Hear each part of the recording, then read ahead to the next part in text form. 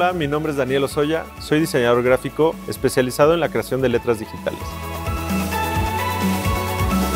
Comencé editando tipografías para darle un carácter único a mis logotipos, aunque después ya no fue suficiente y decidí aprender lettering. Y es así como me enamoré de las letras. Mi trabajo lo puedes encontrar en empaques, impresos y hasta en sitios web. Tengo más de 10 años trabajando en la industria y he colaborado con marcas como Ford, Modelo y Grupo Expansión.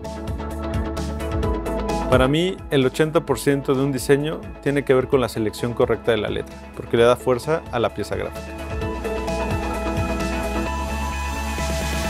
El lettering digital me permite representar y trasladar el mundo real al mundo digital.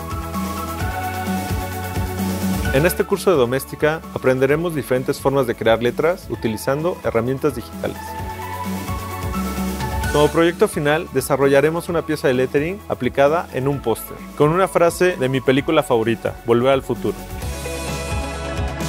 Iniciaremos con lo que es el lettering y veremos su diferencia con la caligrafía y la tipografía. Aprenderemos los conceptos básicos que se requieren para dibujar la letra, como la modulación, la altura y el ajuste óptico. Aprenderemos a utilizar el Paintbrush para crear un alfabeto y les enseñaré algunos ejercicios de calentamiento. Aprenderemos los principios de composición para poder crear un layout armónico y legible. Aprenderemos a vectorizar nuestras letras de una forma práctica y sencilla. Y también construiremos un alfabeto a partir de un sistema y lo haremos una fuente tipográfica. Construiremos un estilo monolínea a partir de formas geométricas. También te voy a enseñar a construir 3 tipos de pinceles que puedes hacer en Illustrator, que te ayudarán a darle textura, volumen o hacer un estilo único en tu lettering. Juntaremos todos los elementos para construir el diseño y llevarlo a Photoshop a darle los acabados finales. Aprenderemos a utilizar los Layer Styles para construir letras de tipo neón y metalizadas. Para finalizar, aplicaremos luces, textura y aprenderemos a crear un efecto glitch.